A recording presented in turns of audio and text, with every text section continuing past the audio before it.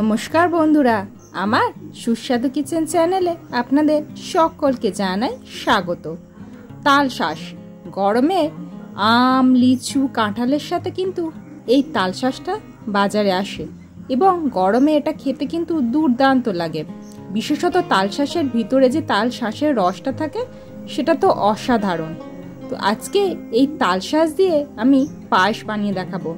তালশাঁসের পায়েসটা কিন্তু দুর্দান্ত লাগে এবং মাত্র 5 মিনিটে কিন্তু তালশাঁসের পায়েস বানানো হয়ে যায়। পায়েসটা বানাতে খুব কম সময় লাগে এবং দারুণ চটজলদি হয়। আর বাচ্চা থেকে বয়স্ক সকলেরই কিন্তু এটা অসাধারণ লাগবে। একদম নরম সফট তুলতুলে এই তালশাঁসের পায়েস কিভাবে বানাচ্ছি তার জন্য দেখতে থাকুন ভিডিওটা স্কিপ না করে। তার জন্য প্রথমে আমি এখানে 6টা তালের শাঁস এভাবে ছাড়িয়ে নিয়েছি। তবে তালের শাঁস যেগুলো বড় সেগুলো কিন্তু একটু পাকা আছে, সেই জন্য একটু শক্ত। এইবার তালের শাঁসের মাঝখানটা একটুখানি কেটে নিয়ে তালের শাঁসের ভিতরে যে জলটুকু ছিল জলটা কিন্তু একটা বাটিতে নিয়ে নেব। এইবার তালের শাঁসগুলোকে আস্তে আস্তে ছুরির সাহায্যে কেটে নেব। দেখুন এটা এতটাই সফট এবং গায়েরটা পিচ্ছিল বলে বারবার এটা হাত থেকে ফসকে যাচ্ছে। এইভাবে একটু বড় সাইজের টুকরো করে এগুলোকে কেটে নিচ্ছি। বড় সাইজের যে তালশাঁসগুলো সেইগুলো কেটে নিয়েছি এরকম বড় বড় চৌকো চৌকো করে। আর যে তালশাঁসগুলো কচি এবং ছোট সেগুলোকে কিন্তু একদম কুচি কুচি করে কেটে নিতে হবে। এই দু রকমভাবেই এখানে কেটে নিতে হবে। সমস্ত তালশাঁসগুলো এইভাবে কেটে নেওয়ার পরে এইবার এই পায়েসটা বানানোর জন্য আমি একটা মিক্সচার বানিয়ে নেব। তার জন্য এখানে 3 টেবিল স্পুন গুঁড়ো দুধ আর এখানে দুবারে অল্প অল্প আমি চালের গুঁড়ো দিয়েছি 1/2 টিস্পুনের মতন আর 1/2 টিস্পুনের মতন চিনি দিয়ে মিক্সচারগুলো আগে ভালো করে মিশিয়ে নিয়ে এবার নর্মাল টেম্পারেচারে থাকা জল দিয়ে দিলাম। দিয়ে এটাকে ভালো করে মিক্স করে নিতে হবে।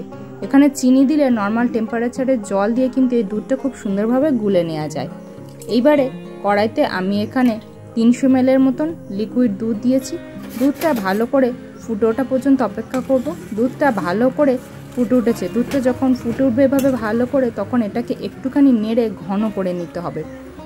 দুধটা হাই ফ্লেমে এইভাবে 2 মিনিটের মতো নেড়ে নিয়েছি। দুধটা যখন এরকম একটু ঘন হয়ে এসেছে তখন এর ভিতরে একটা এলাচের দানা মুখটা ফাটিয়ে দানাগুলো বার করে এর ভিতরে দিয়ে দিতে হবে।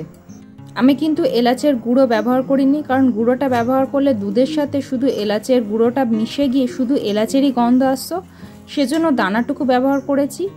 সুতরাং এর ভিতরে তালের শাঁসের ফ্লেভারটাও যাতে বজায় থাকে। এবার এটা ভালো করে মিক্স করে নিয়ে দুধের ভিতরে যখন এলাচের হালকা গন্ধ চলে আসবে বড় সাইজের কুচি করে রাখা তালের শাঁসগুলো আস্তে আস্তে এর ভিতরে দিয়ে দিতে হবে।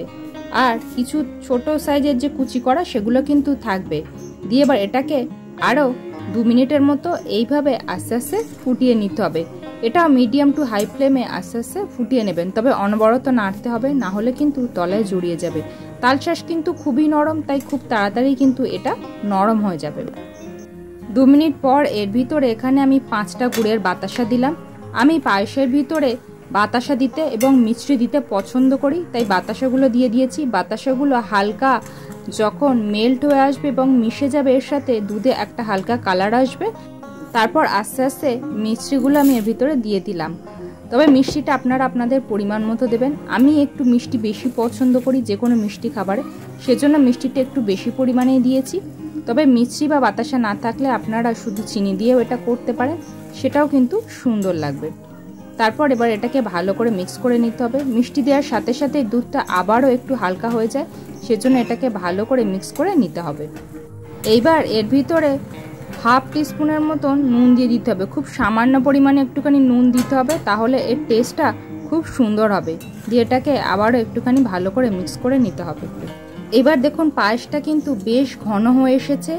যে লিকুইড দুধটা ছিল সে দুধটা একটুখানি ভালো করে মিক্স করে নিয়ে এইবার এর ভিতরে দিয়ে দিতে হবে। বাতাসা বা মিষ্টিটা দেওয়ার পর জাস্ট মেল্ট হয়ে আসার পরে একটুখানি পরেই এটা ঘন হয়ে যাবে, তারপরে এই দুধটা দিয়ে দেবেন। এই দুধটা দেওয়ার সাথে সাথেই কিন্তু পায়েস কয়েক সেকেন্ডের ভিতরেই এটা ঘন হতে শুরু করবে। একটু হাই ফ্লেমে দেবেন, দেখবেন খুব তাড়াতাড়ি কিন্তু এটা ঘন হয়ে যাবে। যখন এইরকম ঘন হয়ে আসবে তখন এর ভিতরে কয়েকটা কাজু বাদামের কুচি আমি দিয়ে দিলাম। আপনারা যে যেরকম ড্রাই ফ্রুটস পছন্দ করেন দিয়ে দেবেন। কাজু বাদামের কুচিগুলো দিয়ে তারপর এখানে যে ছোট ছোট করে কেটে রাখা তালের শাঁসগুলো রেখেছিলাম, সেই তালের শাঁসগুলো এর ভিতরে দিয়ে দেব। শেষে এই কুচি করা তালের শাঁসগুলো দিলে কিন্তু এর থেকে খুব সুন্দর একটা তাল শাঁসের গন্ধ আসবে, সেজন্য এই তাল শাঁসগুলো একদম শেষেই দেয়া হলো। সেই জন্য কচি তাল শাঁসগুলো এরকম শেষে দেওয়া হলো। আর তালের ভিতরে, তাল শাঁসের ভিতরে যে রসটুকু ছিল সেটাও কিন্তু এই পায়েসে দেওয়া হয়েছে, তার জন্য কিন্তু এর থেকে খুব সুন্দর ফ্লেভার আসবে। এবার এটা একদম রেডি হয়ে গেছে। গ্যাসের ফ্লেমটা এবার অফ করে দিচ্ছি। অফ করে দেওয়ার পরে নামানোর আগে এর ভিতরে কয়েকটা কিশমিশ ছড়িয়ে দিলাম আর একটুখানি কুচানো আমন্ড দিয়ে দিলাম। দিয়ে এটা মিক্স করে অল্প একটুখানি ঠান্ডা করে এটা একটা বাটিতে নামিয়ে নিচ্ছি। এইবার বাটিটাকে আমি ফ্রিজের ভিতরে রেখে দেব 2 ঘন্টার জন্য। এই পায়েসটা কিন্তু ঠান্ডা ঠান্ডা খেতেই ভালো লাগে। এবার ফ্রিজ থেকে বার করে ওপরে একটুখানি আমন্ড কুচি ছড়িয়ে এটাকে সার্ভ করে দিলাম। গরমকালে এই রকম ঠান্ডা ঠান্ডা তালের শাঁসের পায়েস একবার খেয়ে দেখুন, একদম মুখে লেগে থাকবে এবং মাত্র 5 মিনিটে এই পায়েসটা তৈরি হয়ে যাবে। আমার এই ভিডিওটা কেমন লাগলো অবশ্যই কমেন্ট করুন। ভালো লাগলে একটা লাইক করুন, পরিবার, বন্ধুবান্ধব, আত্মীয় স্বজনের সাথে এটি শেয়ার করুন এবং চ্যানেলটি সাবস্ক্রাইব করে পাশে থাকুন।